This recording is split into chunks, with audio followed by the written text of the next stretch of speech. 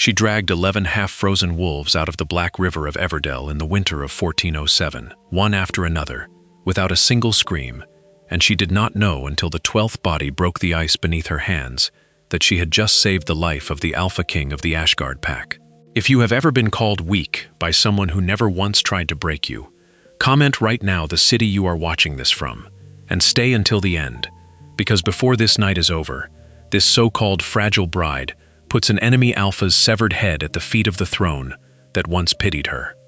3 things were true the moment Ilara Vantry was handed over at the border stones, like a sack of grain wrapped in a wedding veil. The first was that the Alpha King himself was dying by inches from a silver arrowhead, buried 2 knuckles deep beneath his collarbone, and no healer in the Northlands, wolf or human, could name the poison fast enough to save him. The second was that Regent Aldrich Coldwater, the man who had arranged her marriage with a smile so warm it could curdle milk, had built his entire fortune on a lie about her dead father, and that lie was about to unravel in front of the one court that could kill him for it. The third was that somewhere beneath 11 years of curtsies and downcast eyes, Ilara carried a blade discipline sharp enough to open a man's throat before he finished drawing his sword, taught to her in secret, in a burned-out barn, by a man the kingdom called a traitor and buried in an unmarked grave. Everdell had not always been a kingdom of quiet women and quieter debts.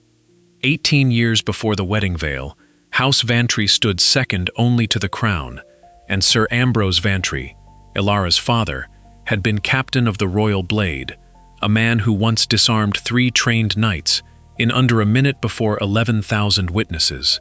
Then came the massacre at Thistlewood Pass, 400 soldiers cut down by werewolves in a single night, and Ambrose, the only officer who survived to tell it, was branded a coward and deserter within a week. Nobody asked why the inquiry took exactly 3 days, or why Lord Coldwater, then a minor treasury clerk, acquired the Thistlewood grain contracts within the month. Stripped of rank and lands, Ambrose retreated with his 6-year-old daughter to a crumbling farmhouse at the edge of Blackmire Forest, where the soil was poor and the neighbors kept their distance. What the court never knew was that Ambrose did not stop training. Every dawn for 11 years, he drilled his daughter behind that farmhouse with wooden blades that grew heavier, then steel that grew sharper, teaching her to move like water around a bigger opponent, to read the shift of weight in a man's shoulder half a second before the blow landed. He also taught her herblore, and by 14, Ilara could identify 11 distinct toxins by smell alone: wolfsbane and nightshade, and the pale root called widow's breath, that killed a grown man in 4 hours with no visible mark. Ambrose died of a fever when she was 17, and his last words to her were not comfort but instruction. Never let them see the whole blade until the moment it matters. Ilara buried her father alone, because no one from Everdell came, and carried his old service dagger, hilt stamped with the Vantry falcon, hidden in her boot through 4 years of debt collectors and whispered insults. Through the year, Coldwater's men seized the last Vantry land under a tax code he himself had rewritten. When the Ashgard pack sent word that the war between wolf and man would end only if a bride of noble blood was delivered to their new-crowned Alpha King, Coldwater did not hesitate. He needed a Vantry gone from Everdell permanently, and Ilara, 22 and the last of a disgraced house, was the cheapest peace offering he could produce. He told the council she was honored. He told her, in private, smiling that curdled milk smile, that she should be grateful anyone still wanted a Vantry at all. She said nothing back. She had learned that silence was the one weapon Coldwater could never take from her.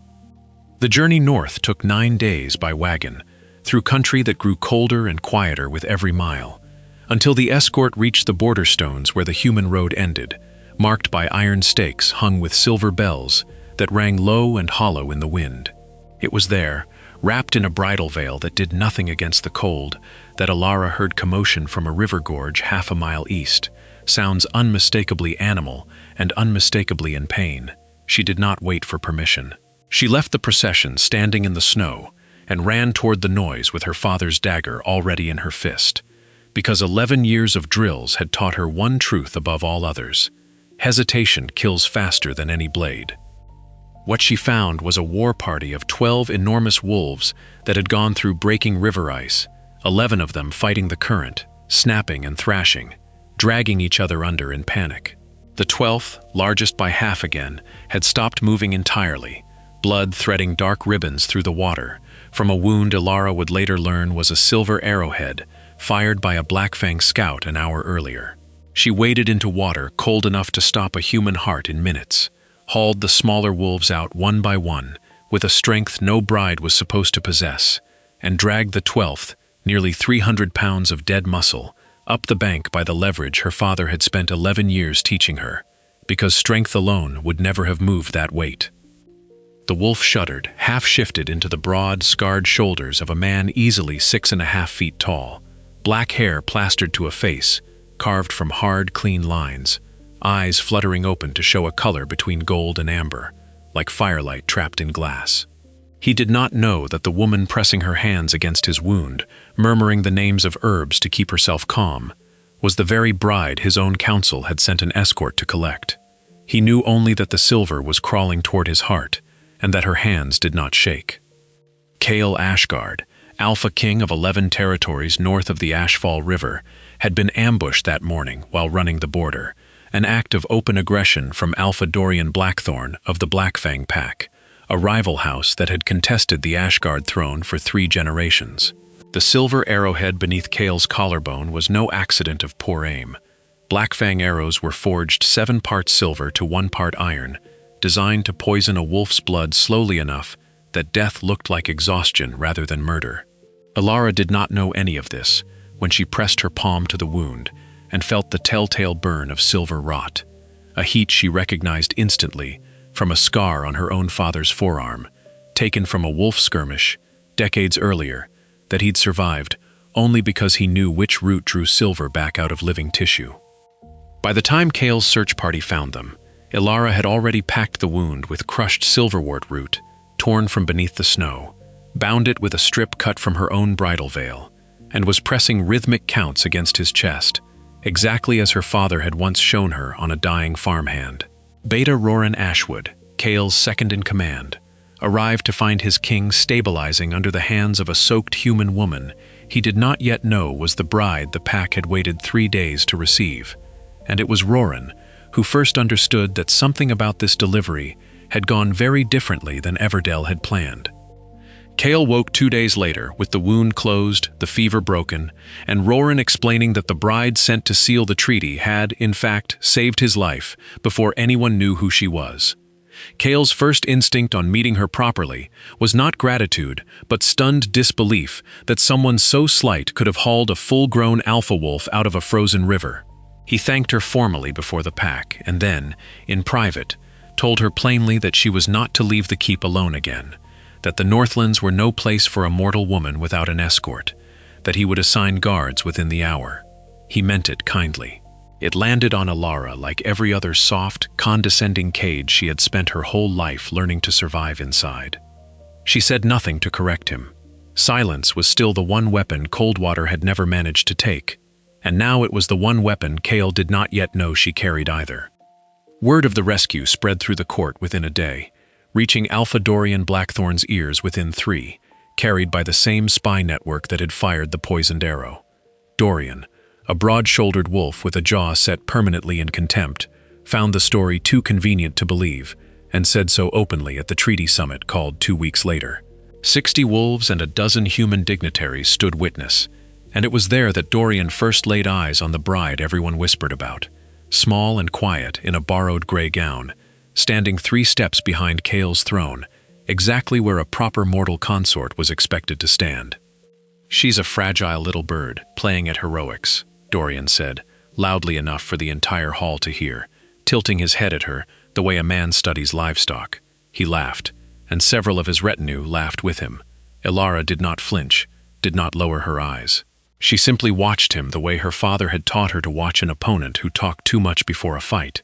cataloging the tell in his left shoulder, filing it away without a single visible reaction. And it was that stillness, more than anything else, that made Kale's jaw tighten and his amber eyes flare gold with a warning growl he barely swallowed. Regent Aldrich Coldwater, present as Everdell's envoy, smiled his curdled milk smile through the exchange and said nothing in her defense, because defending a Vantry was never part of his plan. He had come north to renegotiate border tariffs in Everdel's favor, while the pack reeled from Blackfang aggression, a scheme he had quietly arranged with Dorian himself weeks earlier. Dorian wanted the throne destabilized. Coldwater wanted Everdel's coffers refilled at Ashgard's expense, and both understood a humiliated Alpha King served that purpose far better than a respected one. The scar on Coldwater's own signet ring, a raised falcon crest worn smooth from years of handling, was the same falcon that marked the hilt of the dagger hidden in Alara's boot, because that ring had once belonged to House Vantry before Coldwater seized it, in the same tax proceedings that stripped her family of everything else, and he wore it openly now, at every summit, as a quiet trophy that Alara noticed the very first time he raised his hand to sign the treaty parchment. She said nothing. She only watched the ring catch the firelight and filed it away with everything else, because her father had taught her that proof revealed too early was proof an enemy had time to destroy. If you have ever felt underestimated by someone who mistook your patience for weakness, this is the exact moment the story turns. So make sure you are subscribed before the next part, because the true weight of what Alara Vantry is carrying is only about to surface. Over the following weeks, Dorian's provocations sharpened. He staged 3 more silver arrow ambushes that never quite reached Chaol, and made a habit of repeating the same insult about the fragile little bride, until even Roran gripped his goblet hard enough to crack the wood. Alara filed each memory away flat and cold, refusing to let it become a wound Dorian could reopen. It was Isolde, the pack's eldest healer, who first noticed the human bride never flinched at blood, worked in the healer's tent with an economy of motion Isolde recognized as trained, not accidental, and within a fortnight found that Alara's hands moved with the same terrifying calm Isolde had only ever seen in soldiers. The silver rot in Chaol's shoulder, meanwhile, had not fully cleared. What none of the healers realized was that the Blackfang alloy carried a slower second stage, dormant for weeks before reactivating, designed to guarantee Chaol's collapse would look like cowardice rather than assassination. Alara noticed the early signs first, a gray undertone beneath his fingernails, a delay before his eyes refocused after standing too quickly. Symptoms Isolde dismissed as ordinary fatigue. Alara said nothing yet, because revealing a truth before you can prove it only hands your enemy time to bury the evidence. At the height of tensions, Dorian formally invoked the right of challenge, an ancient law permitting any rival alpha to demand a formal duel if he could prove the sitting Alpha King had been compromised, timing it 3 days after a feast where Chaol suddenly went pale and gripped the table, an episode Dorian had almost certainly engineered by bribing a kitchen spy to lace Chaol's wine with a compound that accelerated the poison's second stage. The law was absolute. If the king could not fight and win within 7 days, the throne would pass to the challenger by ancient right, witnessed before the entire assembled pack in the ceremonial arena. Chaol, half poisoned and furious, insisted he would fight regardless, and it was Roran who forced the issue in private, reminding his king that collapsing mid-duel would hand Dorian the throne anyway, with the added humiliation of dying for it on ceremonial ground. It was there that Alara finally spoke the truth she had been assembling since the feast, that Chaol's collapse was active poisoning, a second-stage silver compound she recognized from her father's field journals, whose only known antidote required a rare root called ember thistle, growing in thawing bogs a day's ride south, dangerous to harvest, without knowing exactly where it hid beneath the frost. The council chamber went silent. Isolde, who had never once heard of ember thistle used this way, demanded to know how a human bride possessed knowledge no Ashgard healer had documented, and Alara, for the first time since arriving north, did not lower her eyes. She told them plainly that her father had been captain of the Royal Blade before he was falsely disgraced for a massacre he did not cause, that he had spent 11 years training her in blade and herblore both, because he believed a woman with no name needed to save herself when no one else would, and that she had said nothing until now, because a truth spoken too early was a truth an enemy could bury. Chaol stared at her for a long moment, gold bleeding into the amber of his eyes, and asked, quietly, in front of the entire council, why she had let him believe she was fragile at all. Alara answered him the way her father had taught her to answer any question meant to unsettle, with exactly enough truth to matter, and not one word more. Because you needed to see the wolf you married, not the woman I was hiding underneath her, and the wolf you married needed his enemies to keep believing I was harmless for exactly as long as it took to prove otherwise. They rode for the southern bogs before dawn, Elara, Roran, and 2 scouts, leaving Kale under Isolde's guard, and it was Elara who found the pale, star-shaped leaves of ember thistle in a hollow beneath a fallen alder, exactly where her father's journal said such plants sheltered from killing frost. She harvested enough root for 3 full doses, refusing to take shortcuts even as the light failed, and Roran urged her to hurry, because her father's voice was clear on this point above all others. Rushed medicine kills as surely as poison does. They rode back through the night, arriving with less than 2 days before the duel, and Elara prepared and administered the antidote herself, refusing Isolde's offer to take over, because she alone had watched her father cure this exact poison and knew every dosage and timing. Gale's fever broke by the 2nd dose. Color returned by the 3rd. By the morning of the duel, the gray shadow beneath his fingernails had faded, and his eyes held steady gold without a flicker of strain. But strength restored was not strength proven, and the right, once invoked, could not simply be withdrawn, because Dorian, informed by his spies that Kale had recovered, moved at once to twist the situation. Before the council, he publicly accused Elara of engineering the entire crisis, suggesting a bride conveniently possessing rare antidote knowledge was proof not of loyalty, but of a deeper Everdell conspiracy. Coldwater, present again as envoy, said nothing to defend her, letting the suspicion hang exactly as long as it served his quiet alliance with Dorian, smiling his curdled milk smile, while a woman he had once called worthless was accused of treason in a foreign court. This is the part where the story usually breaks people's hearts a little, so if you have ever been blamed for the very thing that saved someone, like this video right now, and tell me below. It was Isolde, unexpectedly, who spoke first in her defense, reminding the council that she herself had watched Elara diagnose the poison and administer every dose with a precision no saboteur bent on prolonging a crisis would ever show, since a true conspirator would have delayed the cure, not delivered it flawlessly at personal risk through a night ride across frozen marsh. Roran backed her without hesitation. But the accusation had already done damage, and Dorian, sensing the opening, declared that if Elara had nothing to hide, she should have no objection to Kale proving his restored strength immediately in a trial of arms before the full duel, a demand that was, in truth, a trap. Dorian's own physician had slipped a fast-acting relapse agent into wine, sent as a customary peace offering, time to undo the cure Elara had fought all night to secure.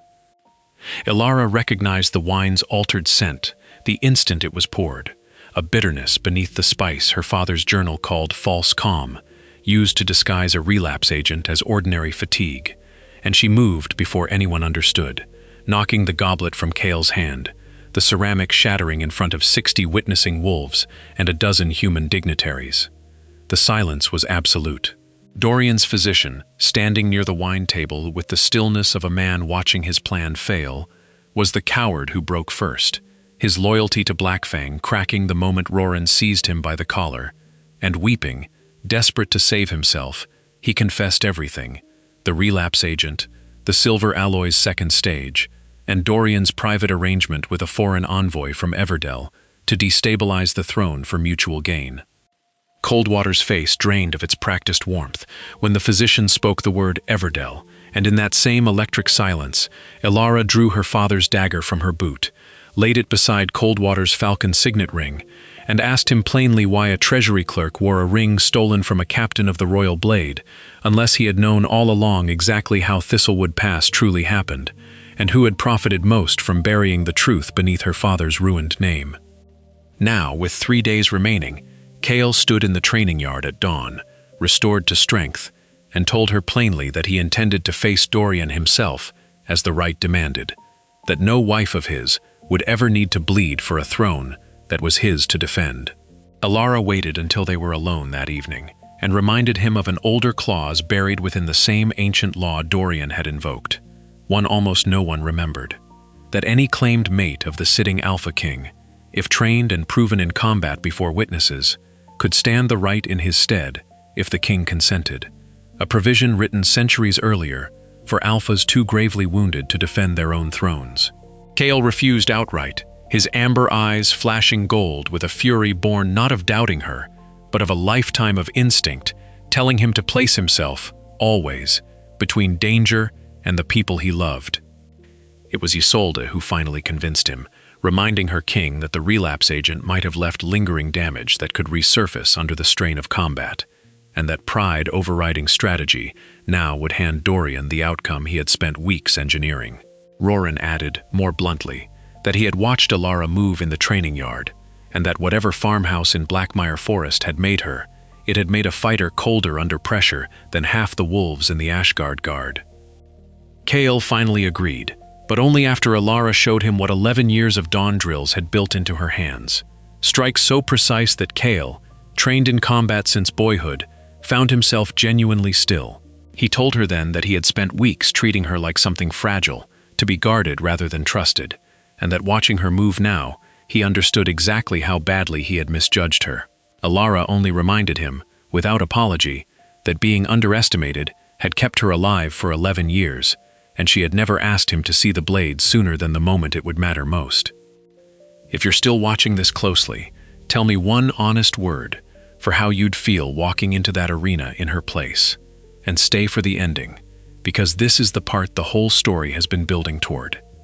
The morning of the formal duel arrived cold and clear, the entire Ashgard pack gathering in the great stone arena at the heart of the territory. 60 wolves in full formal dress ringing the packed earth circle, Blackfang wolves standing opposite under Dorian's black and crimson banner, and a small cluster of human dignitaries, Coldwater among them under armed Ashgard guard, watching from an elevated platform reserved for witnesses of rank. Chaol stood at the edge of the circle in ceremonial armor he was legally required to wear, even though he would not fight. And beside him, in place of the Alpha King, stood Alara Vantry, dressed not in bridal gray, but in fitted leather and steel, that Isolde and Roran had quietly commissioned for her over the past 2 days, her father's falcon-hilted dagger sheathed openly at her hip for the first time since she'd buried him 4 years earlier. Dorian laughed when the council formally announced the substitution, the same booming, contemptuous laugh he'd used at the treaty summit months earlier,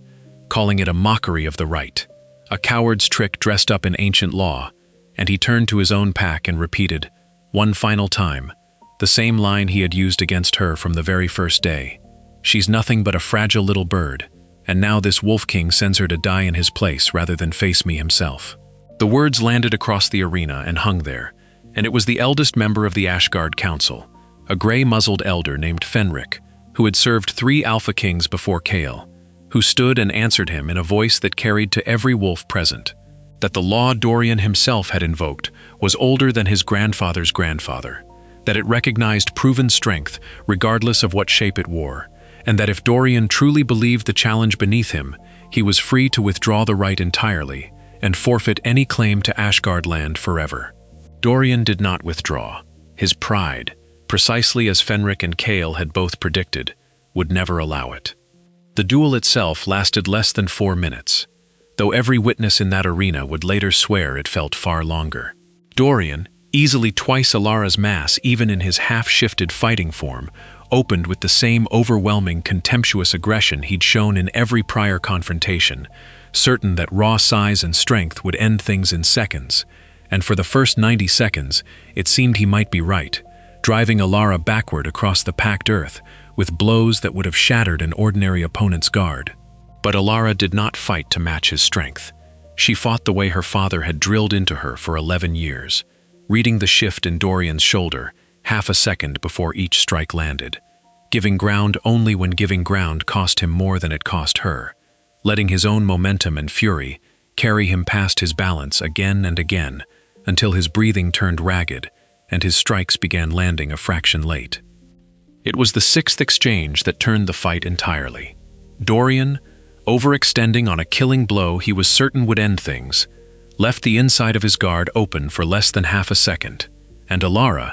exactly as she had done 1,000 mornings in the yard behind a crumbling farmhouse, did not hesitate. Her father's dagger found the gap beneath his ribs first, driven with the full precision of 11 years of training, rather than raw force. And as Dorian staggered, already weakening, the ancient rite's final clause, the one permitting a killing blow once an opponent was disarmed or incapacitated before witnesses, gave her the right to finish what centuries of Ashgard law demanded, a clean, formal end, delivered not in fury, but in the same cold, exact calm she had carried since the moment she pulled 11 wolves from a frozen river, without a single scream.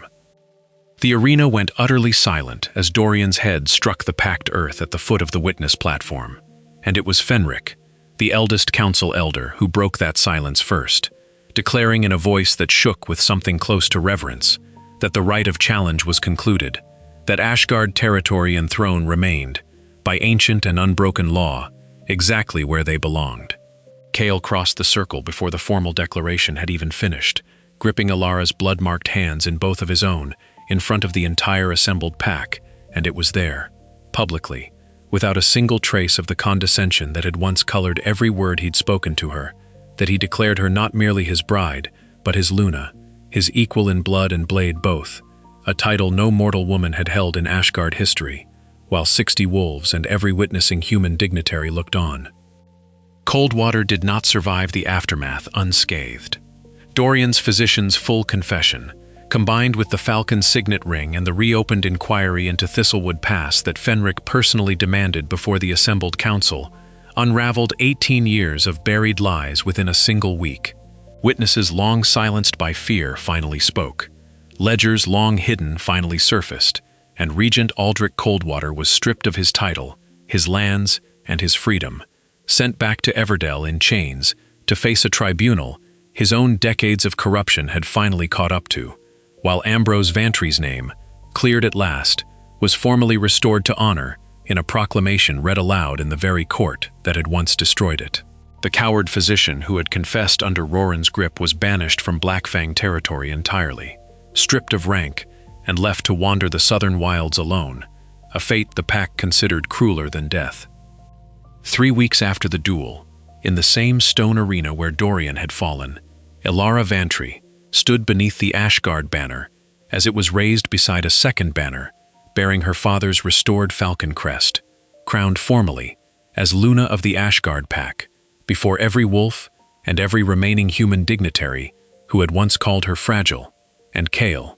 gold-eyed and utterly unashamed before his entire court, told her plainly that he had spent his whole life believing a king's strength lay in never needing anyone beside him, until a woman he'd once tried to guard like something breakable had pulled him from a frozen river, cured a poison his own healers could not name, and taken an enemy's head to keep a throne that was never truly his to lose. She only asked him, quietly, whether he still thought her fragile now, and the Alpha King of the Ashgard pack, in front of 60 wolves and a restored house's honor, answered by kneeling. Somewhere in Everdell, in a cell awaiting judgment, a disgraced regent finally understood what it cost to underestimate a woman simply because she had once learned to survive in silence. And somewhere in the Northlands, beneath a falcon banner flying beside a wolf's, the girl the world called fragile finally stopped needing anyone's permission to be exactly as dangerous as she had always been.